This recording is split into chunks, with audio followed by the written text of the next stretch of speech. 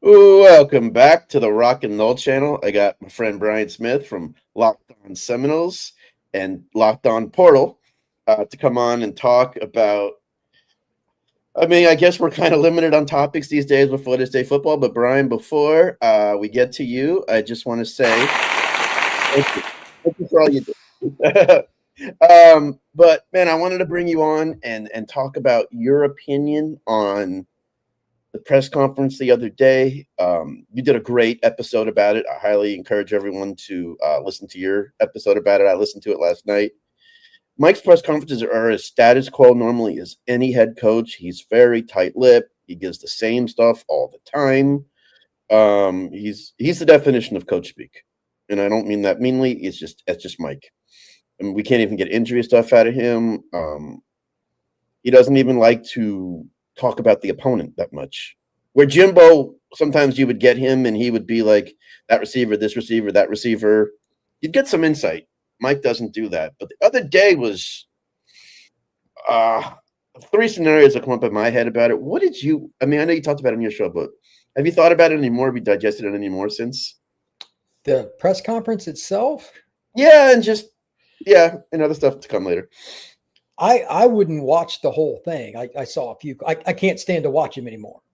Mm-hmm. That's how bad it is for me. But with that being stated, I read some of the statement, the transcript, and it was so bad because it's obvious he's trying to politicize it and he's trying to save his job, and it's blatant. He's failing himself in the process that it just made me angry. The results on the field are what you're being judged by. Not your commentary at a press conference. Correct. It's too late. Yeah. And I get the human nature of it, by all means. And from everything I've heard, Mike's a nice guy. But that's insulting to try to do it in any kind of perverse way, meaning he's somebody that thinks he can pull a fast one on us like we're not smart enough to see what he's doing. Mm-hmm. What was the phrase? I forget the quote, but I was reading it on Knowles 24/7, like the transcript or whatever. And I was kind of going through, and he's talking about we can win a championship, and I've won championships here before. And I'm like, okay, define championship, because there's only one championship at Florida State. It's national. And he used plural anyway. They won one ACC title. So that right out of the gate turned me off. And he was, again, trying to defend himself. Correct me if I'm wrong, Jeremy. If they finish under 500 this year, this is his sixth season. 4 out of the 6 years will be below 500, correct? Yes. And the only 2 years he had winning records, he got brand new, beautiful contracts. So that's why I hate the whole, well, he's a nice guy. Well, he's a nice guy. I don't care. He's played the business angle just like any head coach would. And I don't begrudge it. Jimmy Sexton managed to make it happen. So be it. But it wasn't like he hasn't been rewarded for his only 2 good seasons. It's not like he's volunteering to be here. So that's why I'm tired of it. And you've mentioned it, and you're so correct, is the Tallahassee beat really does a good job. I'm talking about the local beat. Does a really good job of not of showing some decorum and not really going after you with a jugular, no matter how frustrated they are. So the fact that he felt he had to do that, now I think there's a couple reasons. Everybody kept saying, well, he has to. He can't just say, well, we suck. I'm probably going to be fired. I understand that. Someone on the Jeff Cameron show, I want to give them credit because I'm mad I didn't think about this. In the chat wrote, I think he's auditioning also for other jobs. That's an interesting take. You want to, you want to be presentable. And Mike seems like, again, he's an educated guy. He's a nice guy, all that. Yeah. His mannerisms at the podium drive me nuts. He's so squirmy up there. But yeah, you still have to present that you have passion and all that. And he is. He's just not good at it. He's not a head coach. He's a guy that at the P4 level needs to be a wide receiver coach and passing game coordinator. He'd be fine. He was a heck of a wide receiver at a lower level. I'm sure he understands it. But he's not a head coach. It's been proven. He was bailed out by a quarterback for 2 years. In the only 2 years they were good in 22 and 23. Period. That's why they won. And they slaughtered it in the portal. You got to give him credit for that too. Defensively, they hit on guys. I mean, a certain guy that's now playing in Los Angeles came from Albany to say for like that was insane. Jared Verse was unbelievable. But And Jermaine Johnson. oh yeah. But that's the whole point. You can't, again, this is something we've talked about 100 times. You can't use the portal as your mainstay. And that's a fail right out of the gate. But if it wasn't for quarterback play and guys just making incredible one-on-one plays, Florida State was never consistent at blocking and tackling under his tenure. Even when they had that 23 team, they had moments that were kind of like, why aren't we playing better here? And they would get bailed out. Jordan Travis would make a play, Verse would make a play, something like that. They were never consistently dominant at the line of scrimmage like some of Jimbo's teams. Not even the 2013. Like you could see it was coming in 2012 with Jimbo's team. Like they were just steadily getting better with a bunch of young guys. We didn't know that Jameis was going to be that. Nobody knew he was going to be that good that first year. Right? But still, the line play, it was 2nd and 5 when they just wanted to play bully ball. You didn't get that under Norvell. So he's never been a great head coach. He's had individual great talents that have bailed him out. And that's nice, but he's not the guy. So his press conference jargon, it's not fooling me, you, or anybody else that has any common sense. And I appreciate that he's supporting himself. Everybody has the right to do that. But he did the opposite of pleading the fifth. He just pled guilty because it was obvious what he was trying to do at the podium. And all he had to do was go out there in his opening statement and just start talking about Wake Forest and some of the things they needed. Like it needed to be the most boring press conference he's ever done, and that's saying something. But there were no just do that because it was out of character for him. Yeah, that's the thing. If that was his character, then hey, he's just staying true to himself. So be it. I still think he could be a head coach, believe it or not, at a smaller school like at Memphis. Yeah. I'm talking P4. He's not a P4 head. I'm talking about a school where football is a way of life. Not saying that crazy, but Memphis, he was a great fit at Memphis. His personality fit there. You do that, maybe. Yeah, from what I had heard, right. I'm sorry. When he was at Memphis, he had a great relationship with the FedEx representatives, who were obviously huge boosters there. And that was before the world of NIL, where they could donate to. Well, now it's I think it's the most well-funded NIL program at the G6 level because of FedEx. If you're going to be a G6 coach, that's the best job. Mm-hmm. FedEx, it's one of the most incredible companies in the world in terms of its success. So, right, and they loved him. Yeah, if that head coach at Memphis goes bye-bye and gets a job and moves up, Lord only knows where that'll be.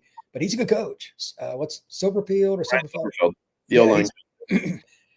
If he moves on, somebody's going to want that gig. Mm-hmm. Somebody's going to want it. Yeah. So it's a good gig, and he's leaving them in a good position. So that's why I think he could be a head coach. I think, who knows? I just think he's hit a wall at Florida State. He's burned out. You look at him in his press conferences, he looks like he just got out of bed now. He just looks like I think he just needs to change the scenery. Oh, 100%. It doesn't matter where it is at this point. He looks like, I look at his picture from the press conference, and I used to watch some of them. I would be a glutton for punishment there. And now I just see like the picture, like the thumbnail, and I'm like, I can't watch this. He looks like a broken version. But I know, but you're also going off the context part. I'm just saying from the picture I see, I'm like, I just want to give the guy a hug at this point. Like, that's why it's tough. That's why I was surprised a little, but I think he is and then when that guy said it, like all the light bulbs went off in my head. And I was so mad I didn't think of it. And then I said, Jimmy Sexton is a master also of the PR side. He's getting told by Jimmy what's going on. This is what I want you to say and do. Not like he's a puppet. But that's why James Franklin was on College Game Day a couple days after he was fired and put on a master class there. Now, I'm sure Jimmy got the questions in advance, or Jimmy's PR team, and told they had everything ready to go, and James did a great job of delivering it. But Jimmy's a master PR person, and without getting into detail, remember, Jimmy's Texan lives in Memphis. Where did Mike coach? So they know each other really well. Simpatico. So I'm sure he is on the phone with him and being a little more these days of what's the next move? What do you want me to do? Now, I'm not sure he knew Corey was going to ask that question. And that was a long answer he gave. Corey said I gave a 6-word question or something like that, and Mike gave a 1,200-word response. That's part of that. I think this is his nature. Mike is a squirmy guy. Like he's not comfortable in front of the podium. He's not. He's never been good at it. When he gets anxious, he moves around and he talks super fast and loud. Like at the press conference at ACC Media. Remember that? That was wild. It was so bad. Yeah. When he feels uncomfortable, he can't hide it. It's just his high energy nature, which is good for a coach, but not good for a press conference. It is what it is. But then on top of that, the pressure he's under, that's like kerosene on top of the fire. Yeah. So. Oh, and Cameron years ago said, man, if he starts to struggle here, people are going to get real tired of the sermon talk. That's what I mean. Yeah.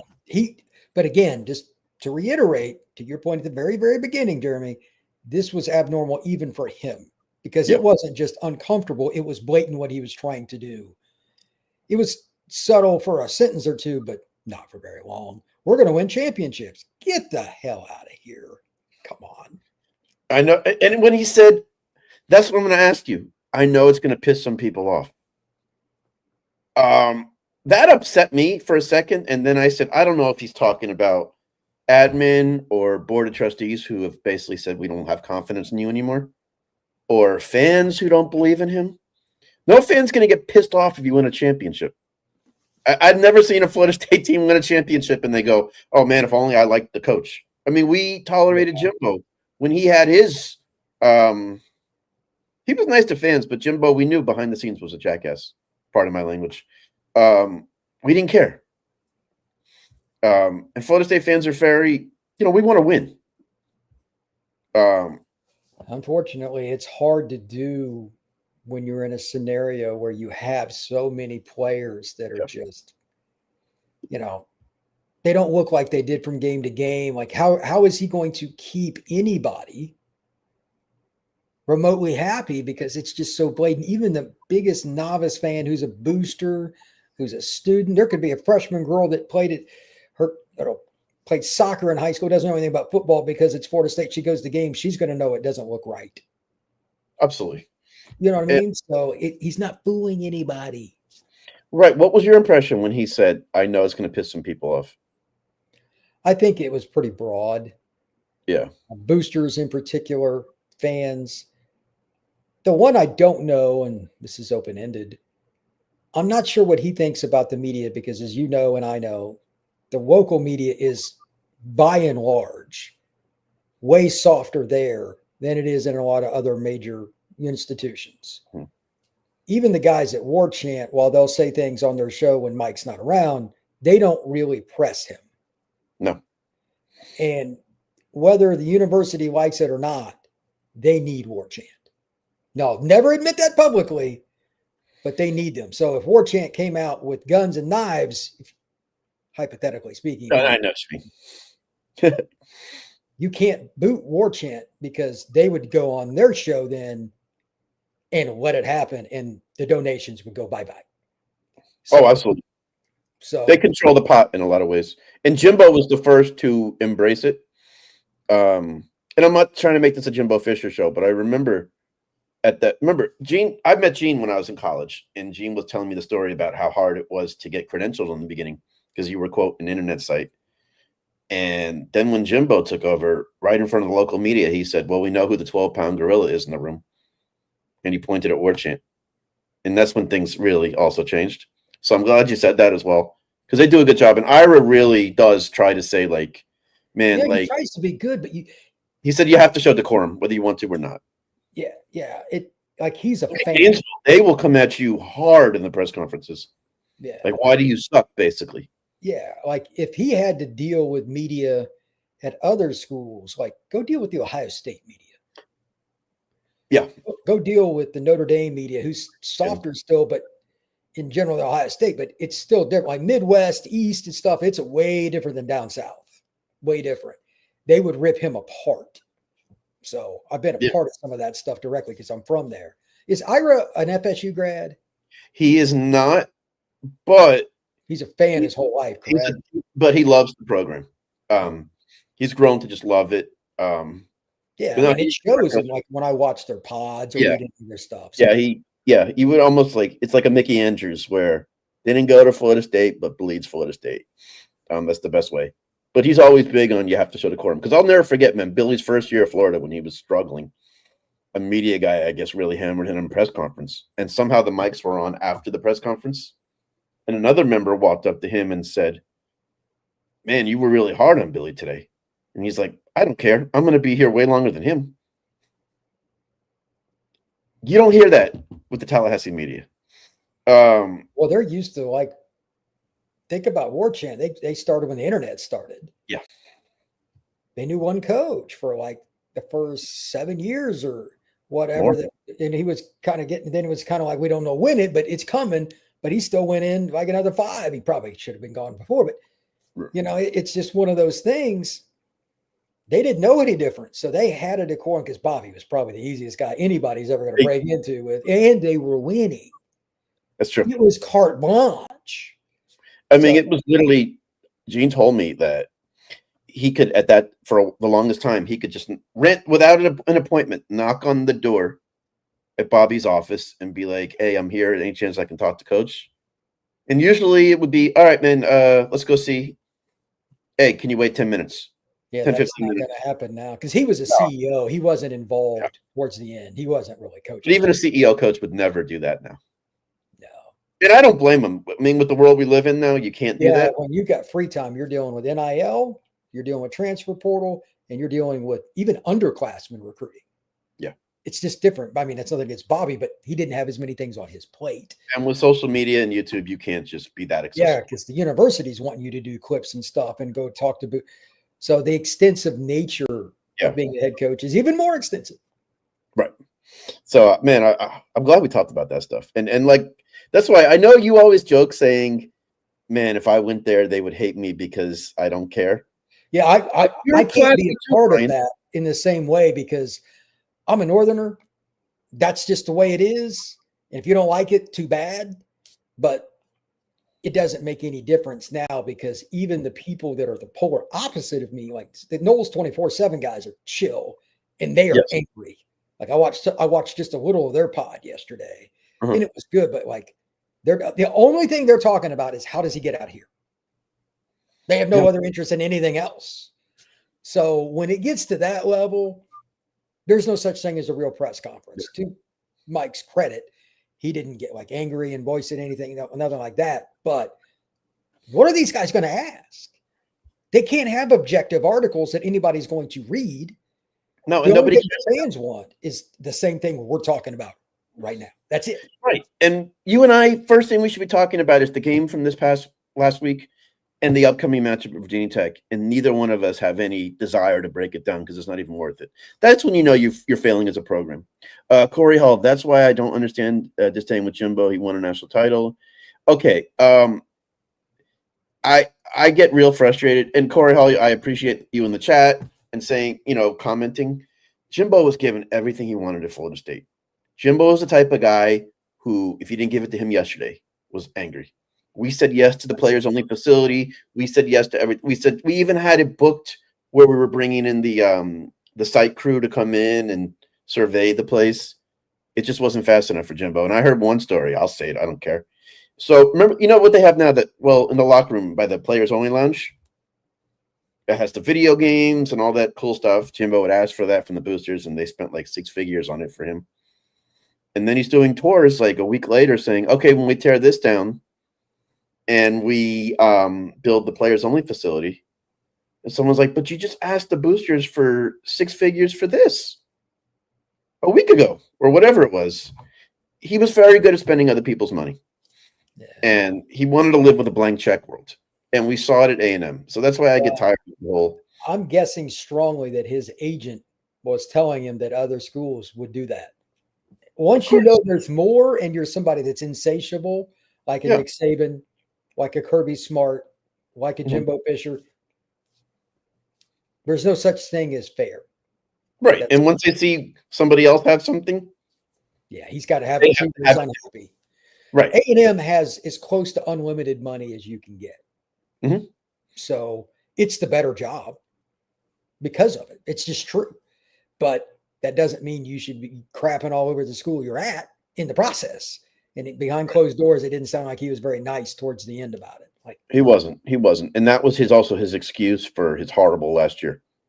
yeah, like I mean, he blamed that Boston College game on facilities. That's the kind of stuff. It's ridiculous. I know, and that's why. And I'm not trying to make this a Jimbo Fisher episode. I'm just saying I still hear that stuff all these years later, and it cracks me up because they had enough for him to be 8-4 on a bad year. Mm-hmm. Absolutely. He wasn't going to be happy unless it was number one. It was never going to be number one at FSU. They don't have the same level of boosters, the high end. They don't have a Phil Knight or an oil mogul as a top booster. That's the only way you get into that category.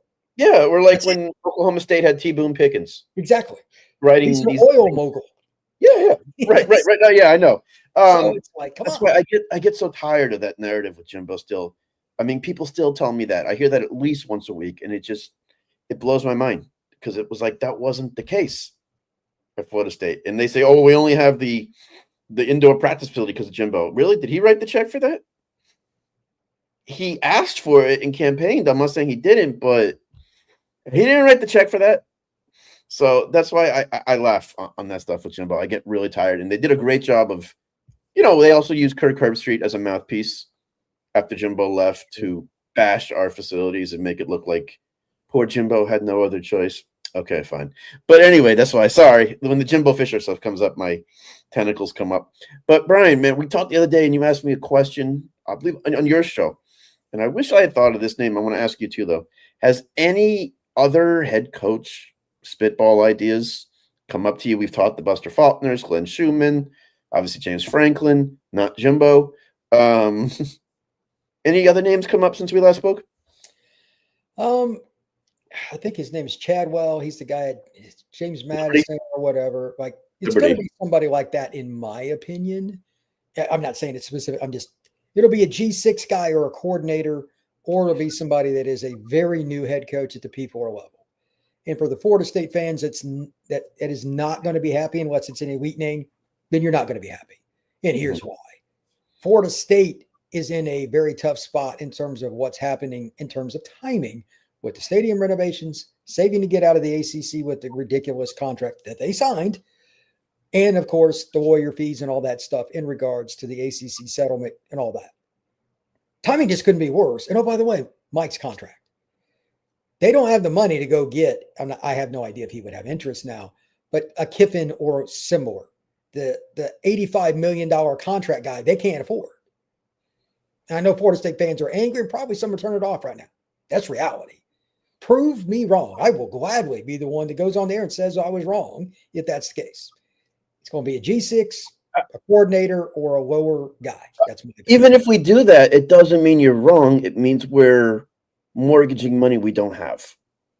So it doesn't mean you're wrong there. Yep. How many people drive cars they can't afford? And you say, man, I didn't think he had that kind of money, but he really doesn't.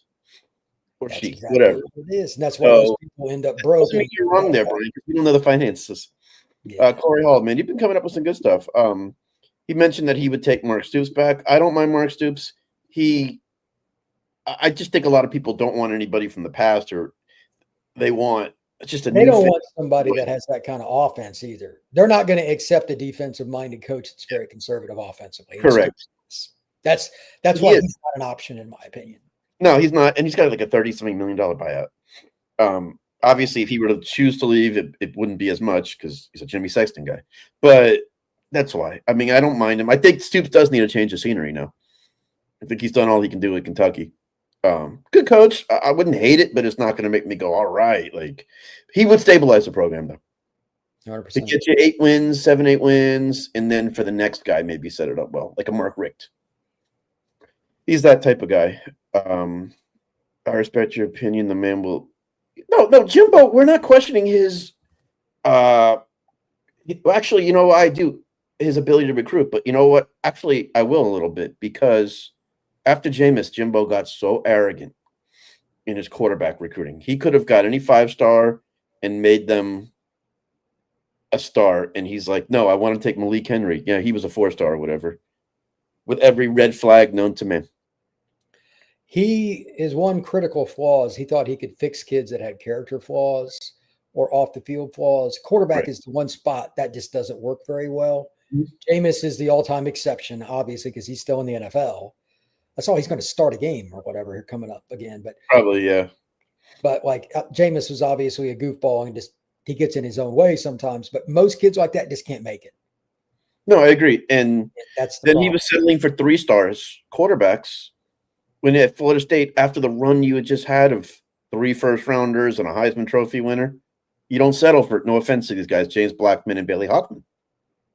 And when I saw that, I'm like, all right, and JJ Cosentino before that.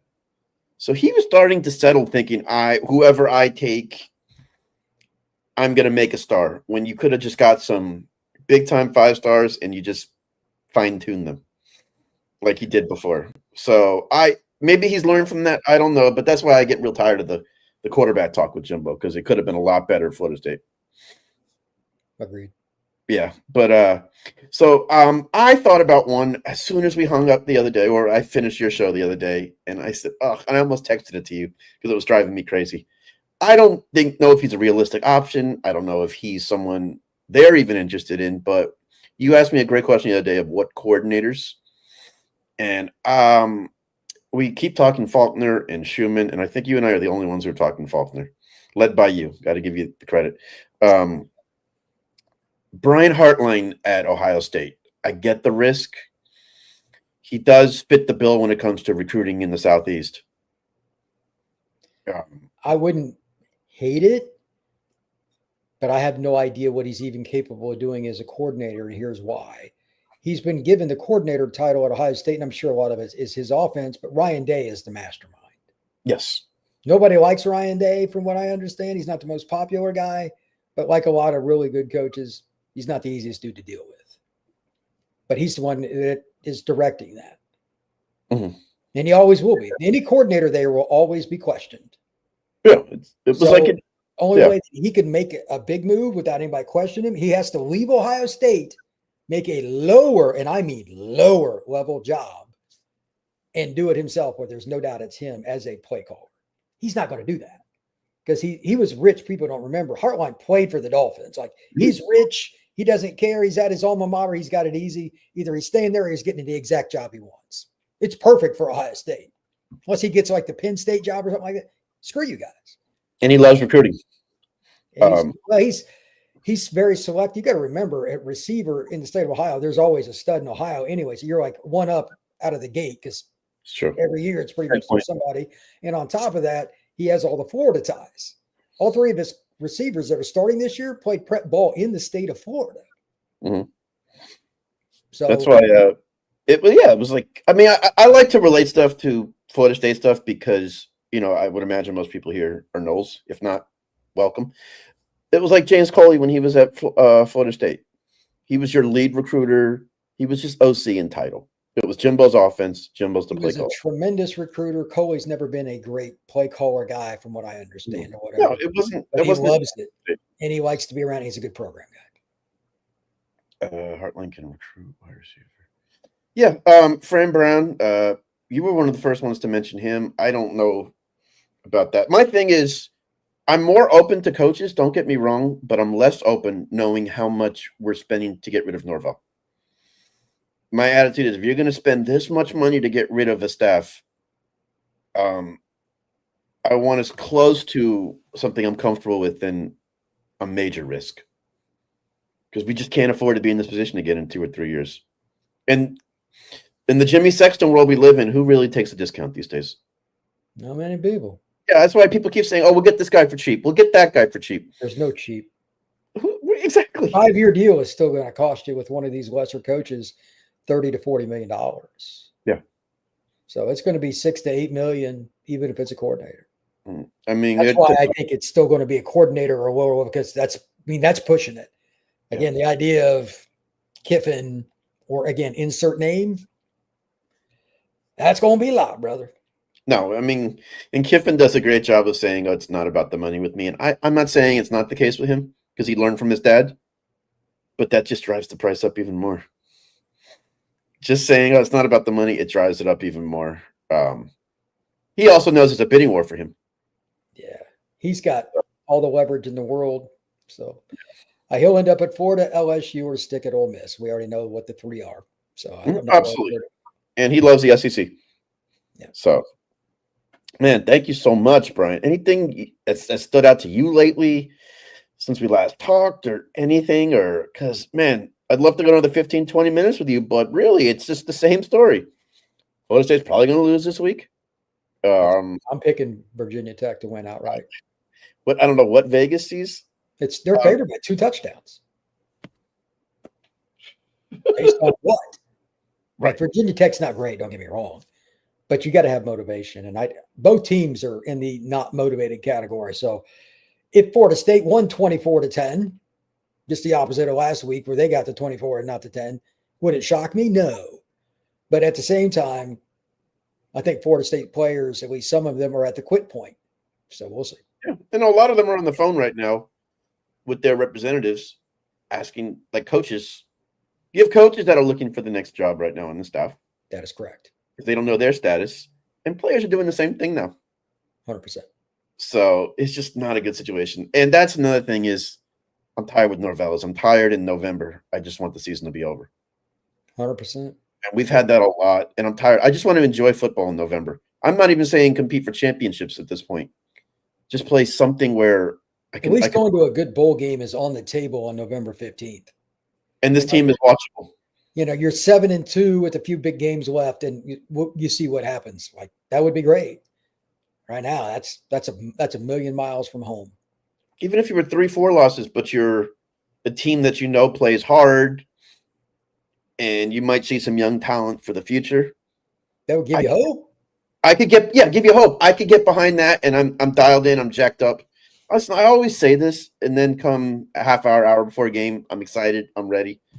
But it's just this is where I'm fed up with Nike. I've had people texting me saying he's killing my love of college football, and I was like, oh my god, But I understand where they're coming from because I know how passionate they are. But Brian, man, thank you so much for coming on. As always, I really appreciate it. Once again, remind people where they can find you. Absolutely. My podcast is Locked On Seminoles. I also have Locked On the Portal, anything recruiting, NIL, and transfer portal, both on the Locked On Podcast Network. You can find me on X at FBScout_Florida. That is FBScout_Florida. Absolutely, man. Thank you so much, Corey Hall. Thanks for all your comments in the chat. Brian, once again, I keep thanking you, but really I appreciate it, man. I love our chats and you get me super excited for the games. And I don't really keep up with recruiting that much anymore because Mike has killed my fun of recruiting.